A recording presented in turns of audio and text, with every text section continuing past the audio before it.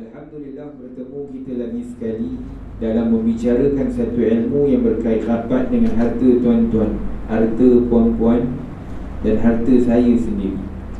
Tuan-tuan, puan-puan, muslimin, muslimat yang Allah rahmati sekalian, kita baru sangat masuk tahun baru hijrah, iaitu tahun baru di dalam Islam, di mana bulan pertama di dalam Islam adalah bulan Muharram. Bulan Muharram hadir bukan sekadar menukar angka pada kalender takwim hijrah kita, tetapi mengingatkan bahawa umur kita semakin berkurang, sedangkan urusan harta yang bakal kita tinggalkan semakin menghampiri kenyataan.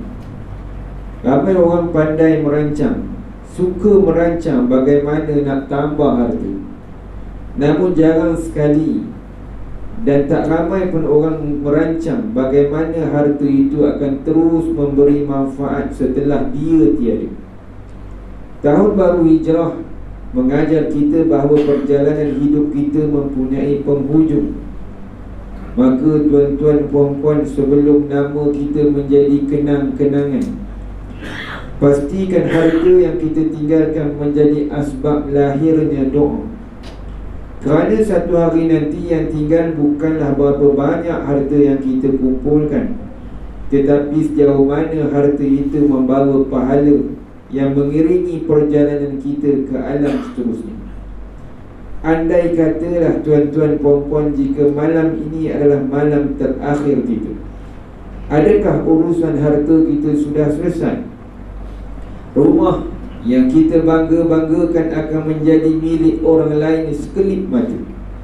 Simpanan yang kita kumpulkan bertahun-tahun lamanya bertukar tangan kepada orang lain. Namun pahala daripada harta yang diuruskan dengan amanah akan terus menemani kita di alam yang abadi. Realitinya tuan-tuan, puan-puan, ada waris yang menangis kerana kehilangan insan yang dia sayangi. Namun kita tak boleh nafikan ada juga waris yang terus menangis kerana harta yang ditinggalkan tanpa perancangan. Tuan-tuan, puan-puan, muslimin, muslimat yang Allah rahmati sekalian, kita masih berada pada tajuk harta sepencarian. Sebelum itu, saya nak kongsikan satu kisah untuk kita ambil iktibar. Barulah seminggu lebih kuranglah tuan-tuan, puan-puan. Kisah saya nak tunjukkan tuan-tuan, puan-puan, benda simple ataupun keluarga yang kecil dan tak sangka pun benda tu akan berlaku. Petang hari Sabtu lepas, tuan-tuan, puan-puan, saya terangkat call. Terangkat, bukan nak angkat, terangkat. Saya payah nak angkat call nombor tak dikenali ni, sebab saya tahu yang call tu biasanya akan tanya soalan. Jadi tuan-tuan, puan-puan, bukan tak nak angkat, bukan sombong, bukan tak nak jawab. Biasanya saya suruh WhatsApp insya-Allah saya balas, sebab nak jawab tu banyak angle kita nak jawab. Jadi kalau angkat biasanya lama. Subuh tuan-tuan, puan-puan, saya terangkat, dia dah hello, takkan nak letak. Angkat je lah. Memang betul dia bantai kat 35 minit. Itu yang malah angkat tuan-tuan, puan-puan. Makan tertangguh, tandak ketangguh, semua tangguh. Tak boleh apa sebab dia tak nak letak. Ceritanya tuan-tuan, puan-puan, simple je. Mak dia meninggal baru sebulan. Orang negeri Sembilan. Mak dia meninggal baru sebulan. Sebulan lebih dah lah, masuk hari ni dah sebulan lebih dah. Ceritanya meninggalkan suami, maksudnya ayah dia yang call dia anak nombor 2, perempuan. Anak sulung, anak bongsu lelaki. Asyik pun. Si mati tak ada ayah, ada adik-beradik. Adik-beradik ada tak bahagian? Ada tak bahagian tuan-tuan, adik-beradik? Orang kat sini cakap dah adik-beradik tak ada bahagian. Sebab apa tak ada bahagian? Sebab ada anak lelaki. Si mati suami dapat berapa Allah bagi? 1/4, 25%. Anak perempuan dengan anak lelaki ada serentak. Lelaki 2, perempuan 1, habis. Tak, simple dia cerita. Bukan susah. Tapi cerita dia anak yang kedua ni call saya, nak tanya pandangan simple je. Dia kata, Ustaz, saya nak tanya Ustaz, petang ni kalau Ustaz kata okey, saya terus. Apa dia tuan-tuan, puan-puan? Dia nak report polis. Saya kata nak report polis. Saya duk fikir ada jenayah ke, bunuh ke. Segitu-gitu dalam hati saya. Nak report polis apa tu puan? Apa isu puan? Ni isunya ada dua perkara Ustaz. Saya nak report polis, kes pertama melibatkan ayah saya. Oh sudah. Apa ceritanya puan? Ni pun sebenar macam ni Ustaz. Saya rasa dia ni anxiety tu. Saya rasa lah. Sebab dia tak boleh dalam tekanan. Dia dah kahwin, semua dah kahwin dah belaka. Kes pertama tuan-tuan puan-puan, ayah dia kata mak saya meninggalkan duit simpanan lebih kurang 30,000 lebih lah di satu bank tu. Dan dia tahu sebab mak sebut. Dan terbukti pun bila saya mak dengan bank, terbukti. Namun ceritanya tuan-tuan, duit 30,000 lebih tu hilang. Sebab ada seseorang yang cucuk. Kebetulan kad bank tu ayah yang pegang. Dan ayah seorang dia yang tahu nombor PIN. Isu yang boleh tuduh ayah ni, ceritanya bila cerita ke ayah, pergi semak dengan bank, duit dah tak ada. Dan terbukti ada pengeluaran oleh seseorang selepas tarikh kematian melalui ATM. Banyak akhir dia pun turut-turut pergi. Tapi ayah tak mengaku. Yang jadi syok ayah tu sebab ayah tak rasa macam benda tu serius. Itu yang syok tu. Ayah tahu tak, mak ada duit simpanan 30,000 lebih ni hilang. Ya ke? Ayah macam tu. Dia tak pandai berlakon. Ya ke? Ya ayah ni tengok ni. Biar dia macam tu 30,000. Biar. Ayah fikir-fikir. Itu yang anak syok lagi tu. Ke ayah ambil? Sebab kat bank dekat ayah ada seorang. Tak ada lah. Mana ada ayah tak ada masa nak pergi bank. Fikir. Orang fikir buat benda lain lah. Tak ayah fikir. Dia macam nak mengelak. Tuan-tuan perempuan. Ni anak masa ni macam ayah ambil. Gaya-gaya tu dia orang kenal lah ayah dia orang. Tapi ayah tak mengaku ke ayah ambil. Ayah cuma cerita elok-elok. Kalau ayah ambil tak apalah. Saya nak dengar je ayah ambil tak ambil. Tak, aku tak ambil. Itu kat bank ayah tu. Tak tahu, aku mana tahu. Kita macam tu. Dia memang macam tu je. Sebab ATM kita tak tahu nak buktikan. Tapi kat bank, okey ayah, jom report polis. Ngarut sangat. Dia kata macam tu. Tak payah lah, benda dah hilang. Biar 30,000 hilang itu. Ayah dia kata biar. Jadi syok lah tuan-tuan. Anak yang kedua ni rasa syok lah. Jadi tak apalah. Tambah jadi cerita ni, ayah kahwin baru. Tambah lagi. Yang ketiga tuan-tuan perempuan, ceritanya ada lagi berkaitan dengan duit juga. Anak nombor 2 ni tak apalah, kahwin kita tak masuk campur. Kita cerita pasal duit simpanan je tuan-tuan perempuan. Tapi orang perempuan belakang marah. Ini orang lelaki. Tak boleh. Kita yang buka cerita tu. So tuan-tuan perempuan, duit simpanan tu kita nak fokus. So ceritanya tuan-tuan, anak perempuan nombor 2 ni bagi tahu ayah ni, ya mak kan ada tinggal puasa tahun ni saja setengah bulan. Ayah mak tak apa sihat sampai bulan 5 tu lah mak meninggal. So mak setengah bulan mak tak puasa tahun ni. Jadi kena fidyah malam. So minta lah ayah tolong bayarkan. Ayah bayarkan boleh.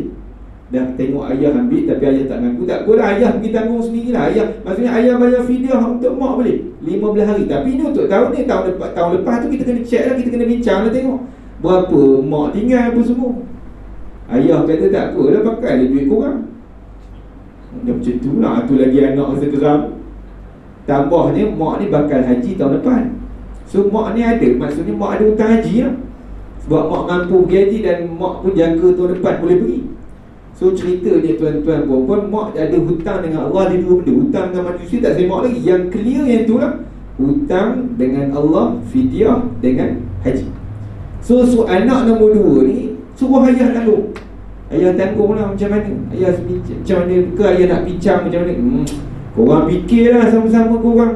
Ayah macam endah tak endah. Perangai ayah berubah. Mungkin sebab kahwin juga tak tahu lah tuan-tuan perempuan. Tapi dia rasa macam ayah dah lain semenjak mak meninggal. Ini baru sebulan cerita dia. Kalau bukan setahun Ustaz. Kalau lepas setahun tu tak apa.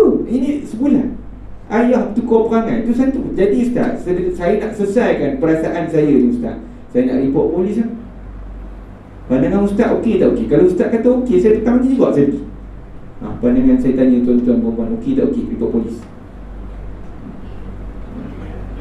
Nak report ke tidak? Tuan-tuan, dia tanya tuan-tuan perempuan, boleh tak report polis? Saya teringat report polis ni tuan-tuan perempuan sebab saya ada satu kes. Dia dengar ceramah saya. Yang saya tahu tu sebab dia jumpa saya bulan seterusnya. Ustaz, Alhamdulillah Ustaz, saya punya kes Ustaz, saya dah report polis lepas dengar ceramah Ustaz. Saya pun menung. Bila pula saya mengajar orang report polis? Satu subjek, satu bab. Tuan-tuan pernah dengar, selama saya tuan cerita kat tuan-tuan, saya tak pernah ajar pun tuan-tuan pergi report polis tak boleh. Saya sini saya suruh cabang mahkamah. Tuan-tuan report polis biasa saya tak ada sebut pun. Tapi dia buat. Ni kes di Seremban dengan orang tuan tu pula. Saya kata apa hal pula tuan pergi report polis? Saya pernah ada ajar buat report polis. Memang ustaz tak ajar, tapi bila ustaz ajar tu membuatkan saya rasa semangat nak buat pusaka ni. Dia jadi semangat. Lepas tu membuatkan saya bertambah geram ni. Dia kes dia, mak dia mati yang kes Seremban. Mak dia mati meninggalkan 7 orang anak. Dia ni salah seorang. Anak yang sah, anak mak ni. Ceritanya diorang ni bergaduh di kalangan adik-beradik. Jadi nak dijadikan cerita, rupa-rupanya pusaka mak dah selesai. Nama dia tak masuk dalam senarai waris dia mati. Jadi bila bincang dengan adik-beradik kata, benda dah selesai, kau tak ada. Jadi dia geram, tuan-tuan perempuan, boleh tak report polis? Jawapan ni memang betul, boleh. Boleh report polis sebab dia orang ni menipu dalam mahkamah. Boleh select tuan-tuan perempuan. Boleh buka balik kes, bicara semua. Jadi dia pakai polis lah yang kes tu. Tu saya kata dah report polis jalan lah. Saya kata macam tu sepatutnya pakai peguam pakai mahkamah. Tak payah polis pun tahu. Sebab polis ni tuan-tuan perempuan memang kena cekuk dulu. Tuan-tuan report petang report, malam kena angkut dah. So tuan-tuan perempuan balik soalan ni, nak report polis ke tak? Saya tanya balik puan ni, puan, saya nak tanya puan ni, itu ayah puan ke? Sebab saya takut tu ayah tiri ke apa. Ni ayah puan ke? Ayah saya lah ustaz. Ayah yang jaga puan daripada kecil. Ayah saya tu ustaz. Saya tanya, puan sanggup ke puan tengok ayah puan duduk dalam lokap, duduk dalam penjara? Memang kalau jadi sabit buka CCTV tengok muka ayah tuan-tuan, memang tanggung dia. Memang sabit kan tuan-tuan. Cuma saya tanya dia balik, puan sanggup ke tengok ayah meringkuk dalam penjara? Ayah hantar sekolah puan dulu kan, senyap, diam, perempuan sentuh sikit, senyap lah tuan-tuan puan. Kita puan sanggup. Kalau puan sanggup, saya tak ada masalah. Ikut puan, saya tak suruh. Tapi kalau puan nak buat, boleh je sabit. Sebab ada jenayah, ada unsur jenayah. Dan puan kata memang kad tu ada kat ayah, boleh, ayah so, polis akan buat siasatan. Tak ada masalah. Dan polis boleh akses CCTV dekat ATM tu. Tengok sebab dalam debit kredit tu ada lokasi ATM. Pulang ke polis. Saya kata macam tu. Saya kata terpulang kepada puan. Kalau puan sanggup tengok ayah duduk dalam lokap. Sekarang ni puan call petang ni, puan jumpa pergi balai report petang. Malam ni memang ayah tak tidur kat rumah, tidur kat lokap. Saya kata macam tu. Lokap tu bukan tempat selesa, bukan ada katil, bukan ada aircon. So saya kata terpulang kepada puan. Kalau puan sanggup, sila. Kalau tanya saya tak bagi lah. Saya kata macam tu. Itu ayah puan. Yang tu jawapan saya. Ustaz tak bagi Ustaz. Saya tak bagi lah. Puan, saya cakap, puan kalau betul lah ayah ambil, jawapan ni saya adalah ayah tanggung sendiri lah. Tu je cerita kat situ. Puan tak payahlah headache ayah dekat mahkamah ke apa semua. Puan biarlah ayah tanggung sendiri lah. Makanlah ada haram, ayah tanggung dekat akhirat. Tu je lah, ayah tak lepas. Saya kata macam tu, jangan risau. So kalau dia menipu anak-anak, dia tanggung sendiri. Kita tak payah fikir lah. Satu. Ni nak cerita tuan-tuan ni simple punya. Kes berlaku simple. Dia waris tak ramai, tapi dia boleh nak jadi haru. Dia boleh jadi gaduh sebab dia ada nombor saya. Dia mungkin tak jadi nak gaduh. Yang kedua, report yang kedua pula, dia nak report polis pula. Kisah Kak Long dia pula. Kenapa pula dengan Kak Long puan? Ni Ustaz, Kak Long saya balum semua bang ke mahkamah, ambil semua bang ke mahkamah. Orang Melayu, orang Negeri Sembilan. Bukan orang Negeri Sembilan problem ni, tuan-tuan jangan salah faham. Ini kes yang saya dapat sebab dia call ni. Saya buat saya berkuliah banyak di Negeri dengan dia tanya lagi soalan. So cerita dia tuan-tuan perempuan, dia kata kakak ambil semua bang ke mahkamah. Saya kata kenapa kakak ambil? Sikit ke banyak? Saya tanya tu. Tak Ustaz, banyaklah masalahnya tu. Kalau sikit-sikit anak saya okey je Ustaz. Ni banyak Ustaz. Nilai saya timbang tahun lepas saya tahu tu. Sebab mak waktu tahun lepas tu ada pergi timbang, bawa saya. Saya tahu lah dekat 20,000 juga lah nilai bang kemas tu. Tahun ni saya tak tahu lah bang kemas tu berapa. Sekarang ni mungkin naik lagi lah Ustaz. So cerita dia, kakak ni ambil semua. Kalau bang kemas kecil-kecil tu tak apa Ustaz, besar. Jenis lipan, belut, binatang-binatang banyak dalam tu tuan-tuan. Jenis binatang, petai. Kalau nak harap petai tak sekali harga yang ni jenis payah nak pajak. Yang besar tuan-tuan. Jadi tak puas hati lah adik ni pergi tanya kakak. Dia tanya one by one kakak, kak kenapa kak ambil? Kak bagi alasan tahun lepas mak pernah sebut pada dia, Mak sebut apa dia? Mak cadang nak bagi bang kemas ni kat kamu. Sehinggalah tahun ni bulan 5, bila mak mati, kakak ni ambil lah. Sebab kakak kata bila mak cadang, assume bang kemas tu aku punya. Dia kata, akak ada saksi? Tak ada saksi, mak cakap aku seorang. Kenapa mak tak cakap kat aku? Yalah, mak tak bagi kat kau. Mak nak bagi kat aku tu sebab mak cakap kat aku. Maka aku balun dah semua, aku ambil dah semua. So adik nombor 2 dia tak puas hati lah. Saya nak tanya tuan-tuan perempuan, yang kakak tadi anggap tu hibah ke, wasiat ke, amanah ke apa? Mana satu? Situasi apa yang kakak ni anggap? Ini cerita tuan-tuan, simple tapi bergaduh. Ada beradik. Waktu mak ada gaduh, gaduh biasa-biasa. Ustaz tak adalah gaduh ni paling gaduh berat ni. Tak tegur siapa lagi. Sebulan baru mak meninggal. Tahlil pun semua tak buat tu lagi Ustaz. Sebab cerita nak gaduh dah. So tuan-tuan perempuan, yang ni kes yang dia kata kakak balun ni kakak anggap tu apa? Tuan-tuan rasa hibah ke wasiat? Ke amanah? Ke bukan hibah? Apa dia tuan-tuan perempuan? Payah nampak nak mikir tak? So jawapan dia tuan-tuan perempuan, hibah pun tak, wasiat pun tak. Atau apa benda tu Ustaz? Pusaka, wajib parai. Sebab apa pula Ustaz? Tadi dia kata assume, maksudnya dia anggap, maksudnya dah mak sebut, maka dia punya lah. Jawapan dia baru cadang, belum bagi lagi. Baru cadang. Mak cadang macam kita lah tuan-tuan perempuan. Ni hari ni cadang ni nak makan kuih goreng mamak. Pergi habis bagi salam, Assalamualaikum, tengok tak ada kuih goreng mamak pun, baru cadang, mana ada. So tuan-tuan jangan anggap lah cadangan terkompoh makan sekejap lagi. Ni contoh. Ada yang aku takut tuan pengurusi duk fikir, Allah dia minta kuih goreng mamak Allah. Ni contoh. So tuan-tuan perempuan yang Allah rahmati sekalian, maka kakak tu tak boleh balur pun, dia tak boleh ambil. Sebab bukan hibah, bukan wasiat. Sebab mak baru cadang. Maka cadangan tersebut tak ada lagi lah apa-apa. Andai katalah mak sebut, tu Ustaz, kalau mak sebut betul wasiat ni macam contoh, kalau apa-apa jadi pada mak, ni bang kemas kamu ambil semua, itu baru wasiat. Cuma andai katalah betul mak buat wasiat, hukumnya apa dia? Tak sah pula. Sebab apa? Ini teaser untuk tajuk kita depan ni. Wasiat kepada waris, hukumnya tak sah. Mesti dapat persetujuan ahli waris. Masalah sekarang ni ahli waris nombor 2 ni tak setuju. Masalah kakak kata tak boleh lah, tak setuju. Mak kata kat aku ambil lah. Dia balun dekat 20,000 punya bang kemas.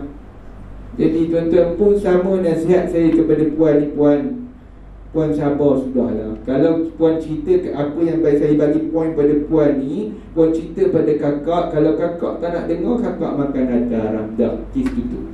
Puan tak payahlah report polis. Dia nak angkut sekali kakak ni pergi report polis, nak report sebab kakak curi bang kemas mak. Dia geram. Dia kata sebab dia orang punya perangai dia berubah lepas mak tak ada. Jadi tuan-tuan perempuan, boleh nak report polis? Boleh. Cumanya kalau tanya saya, eloknya tuan-tuan kalau melibatkan keluarga ni, elok bincang dalam sudahlah. Kalau melibatkan unsur jenayah, tak apa. Kalau dah tak boleh nak bincang lah, tak boleh nak duduk tipu tanda tangan, kok tak macam tu lah, setara tu lah, barulah pakai pihak berkuasa. Kalau benda-benda macam ni tuan-tuan perempuan, elok macam tu lah. Dia makan harta haram sudah, kita tak payah fikir. Saya nasihatkan puan-puan berkaitan dengan hutang-hutang mak, puan dah bayar. Saya kata macam tu. Bukan apa puan, sebab tu jariah puan pada mak. Tapi Ustaz, semenjak mak meninggal, saya hari pergi kubur sembang dengan mak. Sembang dengan mak. Mak jawab tak? Tak jawab. Dia kata, kalau tak jawab ni baik bayar hutang, tak payahlah sembang ni. Mak tak jawab pun. Dia kata macam tu, baik selesai hutang. Daripada buang masa tu kan, saya tak bagi pergi kubur. Cuma saya kata baik selesai, sebab mak tunggu tu. Korang duk gaduh, tak nak gaduh dah ni cerita dia. Korang duk gaduh, mak duk tunggu tu. Sebab mak ada hutang dengan Allah. Kan kita sembang dah hari tu. Hutang, kalau kita mati ada hutang, jiwa kita tergantung. Kita dah bincang lah. Sebab hadis tu, pandangan ulama' terhadap hadis dengan apa tu, roh tergantung tu apa dia. Kalau mak ni ahli ibadat, mak tak masuk syurga lagi. Sehingga waris-waris ni tolong selesaikan hutang mak. Salah waris nak gaduh. Waris dah balun masalah ni. Waris dah cucuk duit simpanan lah. So cerita ni tuan-tuan, inilah cerita masyarakat sekeliling kita. Pasal apa dia? Pasal pusaka. Apa isu jadi dalam keluarga ni? Satu je punca. Sebab tak ada ilmu. Itu je cerita tuan-tuan. Cuba bayangkan ayah ada ilmu. Andai kata betul lah ayah cucuk, ayah tak bagi, cucuk boleh tuan-tuan perempuan memang. Kalau tuan-tuan berlaku kematian dan tuan-tuan ada masa untuk berfikir, ada masa ruang untuk pergi cucuk duit simpanan, tahu nombor PIN, silakan. Cumanya tuan-tuan perempuan kena tahulah, bila cucuk hukumnya tetap faraid. Jangan tuan-tuan pergi ambil lah. Tak lalu pejabat pusaka ni boleh ambil lah. Jawapannya wajib faraid, sebab itu harta peninggalan si nanti. Jadi mudahnya apa dia? Mudahnya kita dah dapat duit sendiri, kita boleh agih sendiri ikut kadar faraid. Tak lalu pejabat pusaka. Tapi kalau tak cucuk ustaz, sampai bank beku, dia akan lalu pejabat pusaka makan tahun sikit, 2-3 tahun kadang-kadang tu. Duit tak boleh sentuh, cucuk tak boleh tenang. So lebih baik boleh cucuk. Sebab ni saya tak boleh nak kata tuan-tuan bank mana yang beku. Saya tengok dah tak standard. Ada bank yang okey. Bila saya tanya orang bank ni, bank kata bawah 10,000 memang kita tak beku pula dah. Tanya bank kelas ni, 5,000 je kita tak beku dah. Dia tak standard. Saya tak boleh nak bagi tahu standard test dia macam mana. Lepas tu ada pula bank ustaz, dia nasihat sebenarnya ikut pula waktu tahun dia buka akaun tu, sebab dia ada promosi, beza dia. Pula macam tu pula. So saya tak boleh nak bagi tahu beku tak beku tu subjektif. Ada banyak kes saya jumpa beku lah, dia boleh cucuk, ada satu tahap dia. Ada bank boleh cucuk lebih, terpulang tuan-tuan ikut rezeki masing-masing. Cuma tuan-tuan perempuan kalau boleh cucuk, kira faraid. Itu sajalah.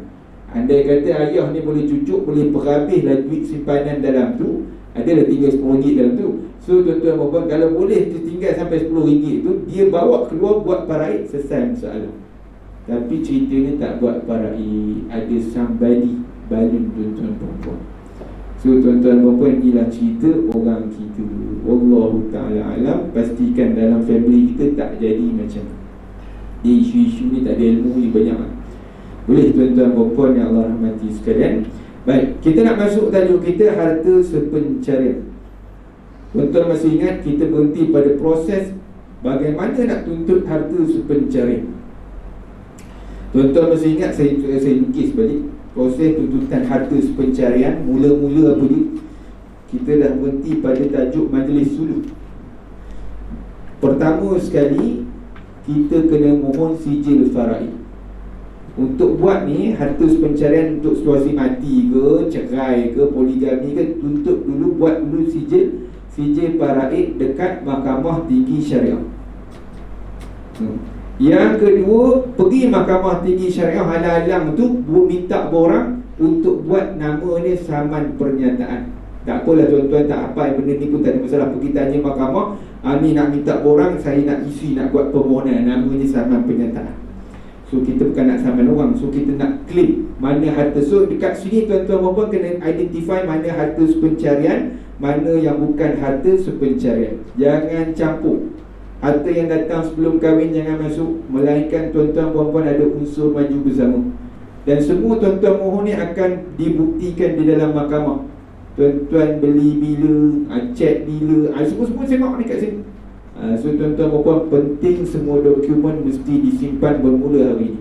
Lepas tu tuan-tuan perempuan, nanti mahkamah akan bagi tarikh majlis suluh. Kita berhenti kat sini. Kita dah masuk kes pun dalam majlis suluh ni. Apa dia? Majlis suluh ni majlis perdamaian sebelum masuk gelanggang. Majlis suluh ni lah yang menentukan tuan-tuan masuk kandang ataupun tidak. Kalau bukan kandang macam tu, kandang besar macam tu. Tuan-tuan perempuan, kalau kat sini tak berjaya, majlis suluh ni akan panggil semua waris-waris. Isteri mohon, suami mohon, tapi waris yang terlibat, kalau melibatkan kematian, semua waris yang menerima pusaka akan dipanggil. Bila dipanggil, majlis suluh tu pegawai akan tanya setuju tak setuju. Tak setuju pergi masuk dalam kandang. Masuk kandang, masuk mahkamah. So ceritanya tuan-tuan perempuan, bulan lepas kita ada kongsi kes majlis suluh berjaya. Ada kes majlis suluh berjaya. Kisah saya pernah kongsi tuan-tuan, kes poligami.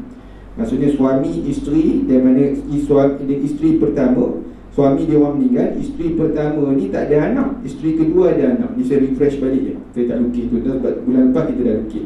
Isteri kedua ni ada anak, lelaki dan perempuan. So bila kira faraid, dia dapat banyak. Nak tuntut pasal rumah. Isteri pertama nak tuntut rumah. Bila pergi ke majlis suluh, alhamdulillah majlis suluh berjaya, di mana isteri kedua tuntut, isteri pertama berjaya dapat setengah saja. Setengah daripada asalnya satu rumah kena buat faraid. Tapi melalui majlis suluh, setengah daripada rumah tu dah bagi isteri pertama. Cuma setengah daripada rumah tersebut saja, ataupun setengah nilai rumah tu saja yang wajib faraid. Bila kita kira-kira bulan lepas, isteri pertama dapat banyak berbanding isteri yang kedua. Jadi waktu tu dia orang bersetuju kedua-dua ni, maka kes ditutup, tak perlu masuk kandang. Itu yang penting tuan-tuan. Dia masuk kandang panjang cerita. Kita tengok kes masuk kandang. Apa cerita tuan-tuan?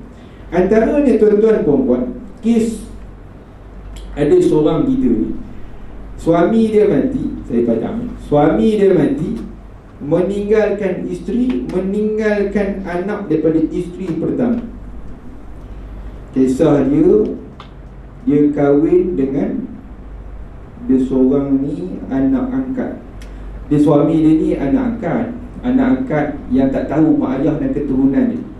Kisah anak angkat lah. Suami ni anak angkat. Dia ada mak ayah, tapi mak ayah dia tak mewarisi dia, tuan-tuan perempuan. Sebab apa tak mewarisi? Sebab dia ni bukan mak ayah yang betul, dan dia pun tak tahu mak ayah dia siapa. Sebab dia pun terima waktu baby. Okey, habis kes. So ceritanya tuan-tuan perempuan, dia ni pernah berkahwin. Pernah kahwin tapi ni mati. Selesai. Ni mati dulu, dah ada anak. Anak dia dua-dua perempuan.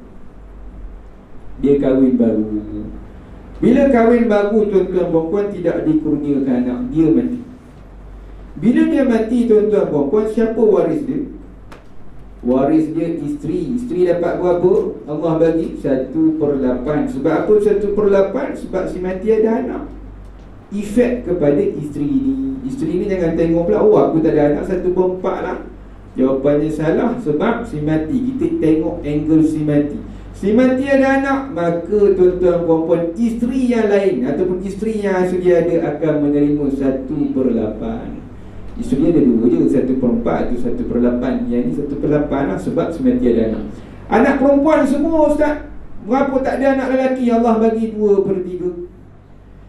2/3 lebih kurang 66%, 1/8 lebih kurang 12.5%. Itu tuan perempuan. Tak sampai lagi 100%. Siapa dapat tuan-tuan perempuan? Baitul Mal. Dalam kes ni dia bergaduh dengan Baitul Mal pula dah.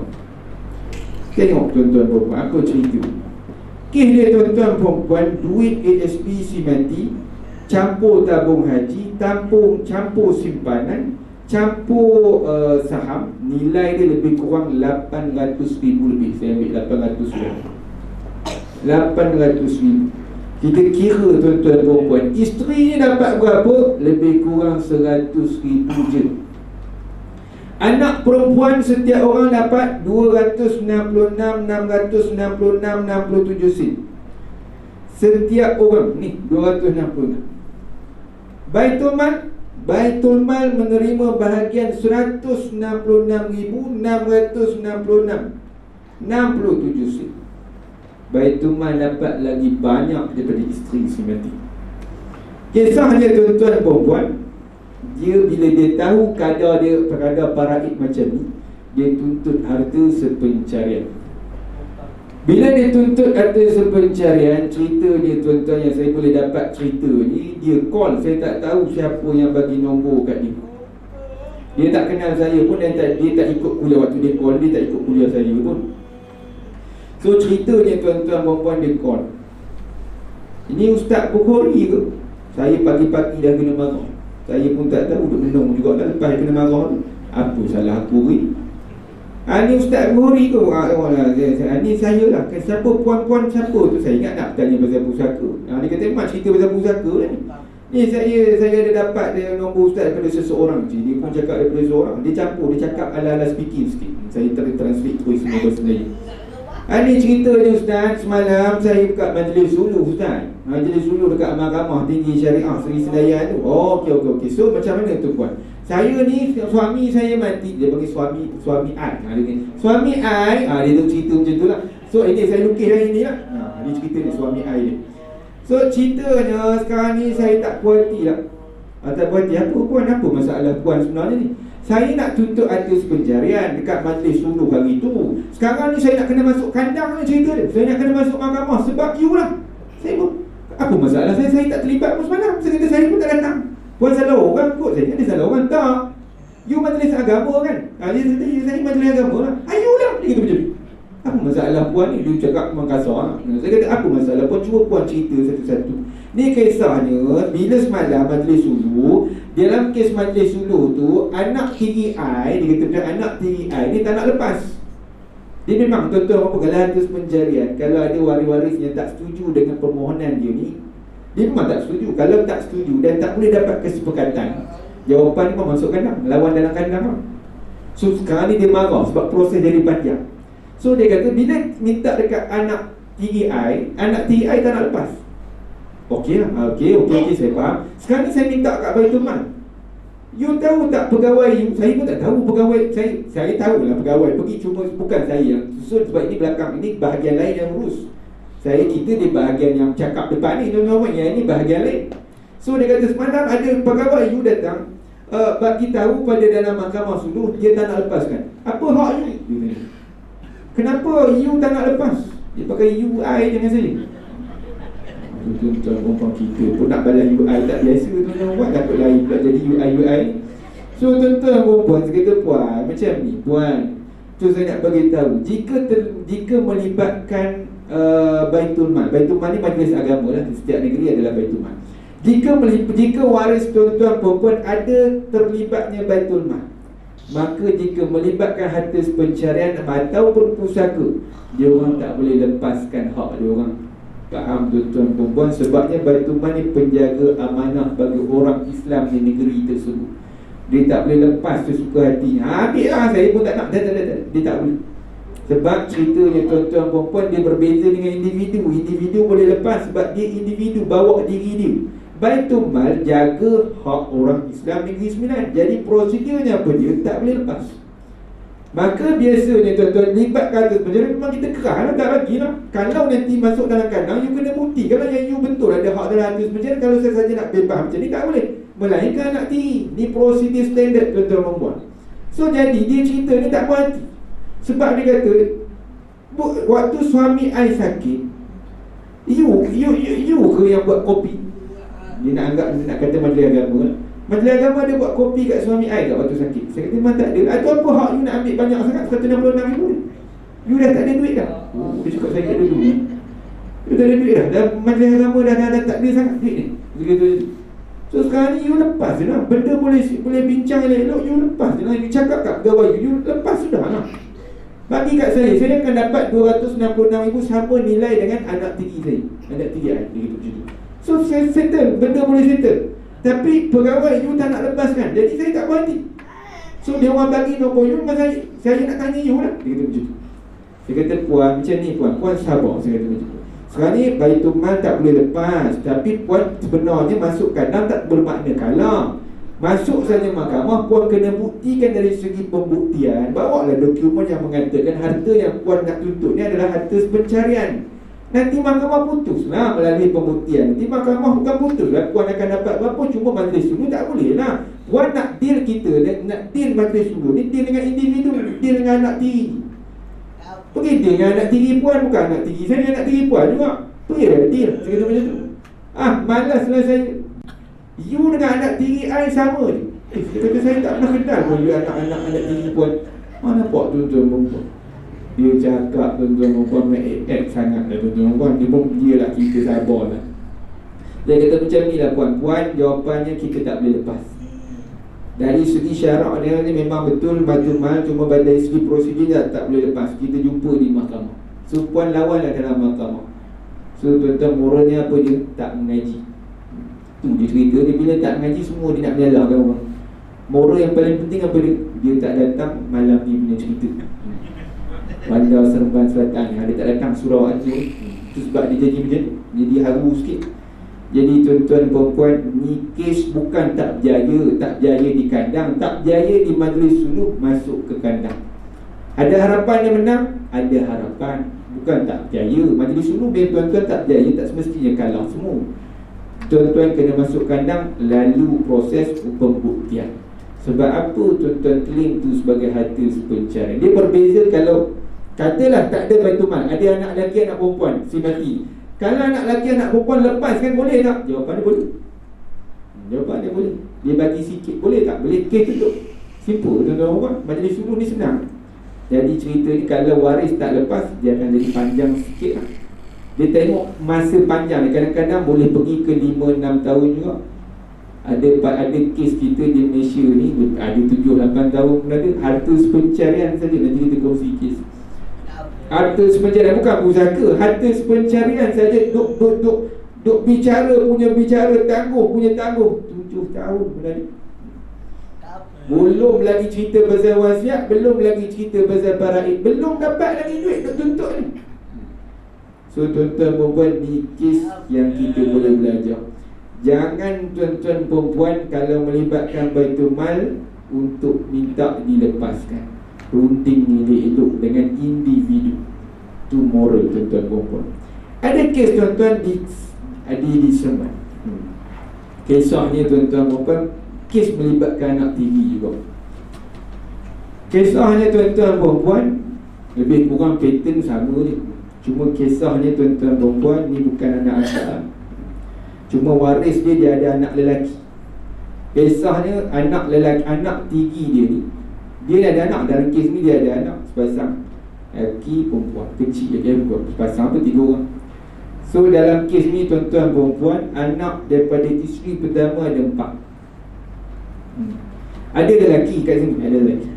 Kisahnya tuan-tuan perempuan, dia ni bawa helikopter ni. Apa tu? Helikopter pergi ke laut tu, Petronas tu, offshore ha. Bawa helikopter. Tuan-tuan bayangkanlah berapa gaji. Banyaklah gaji. Dia memang asalnya orang senang kahwin dengan kawan ni. Memang senang. Isteri pertama dah meninggal. Kahwin dengan orang isteri ni memang senang lah asal. Dia ada rumah banglo saja nilai 4 juta 4 juta lebih.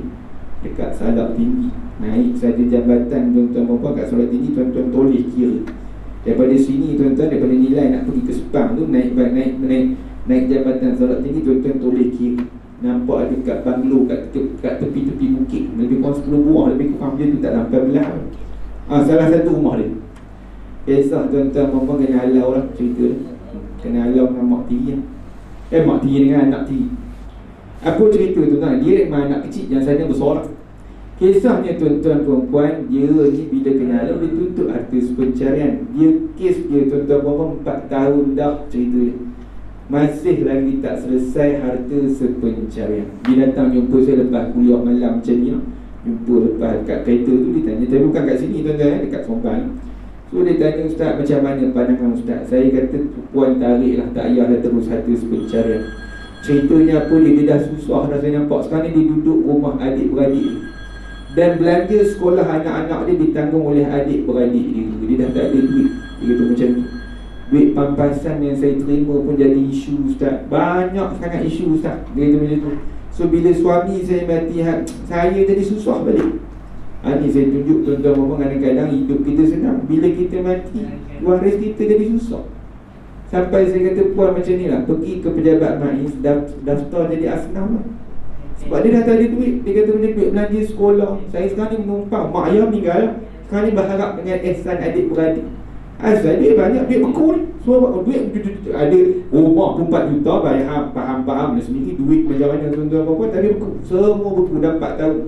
Ada duit sikit-sikit tu sudah selesai dah hutang-hutang si mati ni. So sekarang ni nak hutang dia selesaikan dulu, baguslah dia ni. So isteri ni dah selesaikan hutang. Cuma cerita dia duit untuk dia survive, dia tak ada. Tak cukup dah 4 tahun lebih. So cerita tuan-tuan perempuan sangkut kat mana? Sangkut dekat harta sepencarian. So tuan-tuan perempuan yang Allah rahmati sekalian, apa kita boleh belajar daripada kes ni? Tengok kepada situasi. Tuan-tuan boleh tuntut harta sepencarian kalau gaduh lama tuan-tuan perempuan. Kalau kita ada duit tak apalah. Kalau tak ada duit pun tak apa nak cukup, maka tuan-tuan perempuan boleh proceed untuk tarik balik kes. Macam tu sajalah. Ini pertimbangan. Saya tak halang dia lah. Saya kata puan kalau nak tuntut, puan akan dapat lebih. Cuma puan boleh sabar lagi tak? Sampai bila? Dia kata 4 tahun dah Ustaz, 4 tahun lebih lah. Sampai bila harta pencarian boleh dibicara? Saya kata sampai lama, ada kes 7 tahun.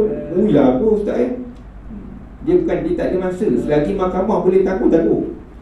So anak tiri cabar, mak tiri tuntut tu minta, dia jadi macam tu tuan-tuan perempuan. Ni realiti dalam harta sepencarian. Jadi tuan-tuan perempuan, harta sepencarian ni senang, tapi kena waris, kena sepakat lah. Tu saja tip dia, mudah je. Waris kena sepakat. Tapi kalau waris cari gaduh, ataupun paling mudah tuan-tuan perempuan, waktu kita hidup ni kita dah start cari gaduh. Kadang-kadang kita tak cari gaduh, orang tak suka kita. Dalam kes ni mungkin tuan-tuan perempuan, anak tiri ni tak kenal dengan mak tiri. Apa isu kita tak tahulah. Jadi suami dia mungkin tak standby apa-apa tuan-tuan, dan tak sangka mati pun. Suami dia memang mati, mana nak sangka. Suami dia mati muda, mati umur lebih kurang 40-an nak ke 50 macam tu. Tak sangka lah. Cerita jantung, sakit jantung, serangan jantung. So tuan-tuan perempuan tak prepare apa-apa, tak buat, ialah hibah pun tak ada, takaful hibah ada dah sikit, itu pun dah habis dah. Banyak hutang dah selesai lah. Jadi tuan-tuan perempuan buat dia stop, duduk kat Seremban Negeri Sembilan, kes ni pun. Jadi tuan-tuan perempuan, kita sama-sama ambil iktibar supaya tidak berlaku dalam family kita. Jadi kalau tuan-tuan perempuan, kalau berkahwin lagi, contoh anak puan, anak tuan-tuan rasa nampak macam situasi tak harmoni dengan pasangan baru kita, tuan-tuan kena fikir panjang. Antara tuan-tuan buat tarbiyah, ataupun tuan-tuan bagi ilmu, ataupun tuan-tuan buat sesuatu. Lantik Sulaiman kat Kelantan. Itu macam tuan-tuan, bukan bagi wasiat bagi pada dia, lantik orang tengah. Bila berlaku kematian, dia ada orang tengah yang urus. Ini penting tuan-tuan. Nanti kita akan masuk tajuk wasiat, peranan Sulaiman Akhlaqan. Dia duduk dalam tajuk wasiat. Jadi tuan-tuan perempuan yang Allah rahmati sekalian, ni cerita orang kita. Wallahu ta'ala a'lam. Ada soalan tuan-tuan perempuan. Ni majlis suluh kalah kan? Ni cerita pasal majlis suluh. Ada lagi kes majlis suluh kalah. Banyak kes artis pun tuan-tuan boleh tengok. Banyak. Saya nak sebut boleh ke sebut, ada live. Ada seorang tu tuan-tuan perempuan, ada seorang tu. Lah kita nak azan dulu je. Lupa. Kalau kita terus sikit ya. Ada kes tuan-tuan perempuan. Tapi ini dah jadi tatapan umum. Tak apalah, ni kita study sama-sama.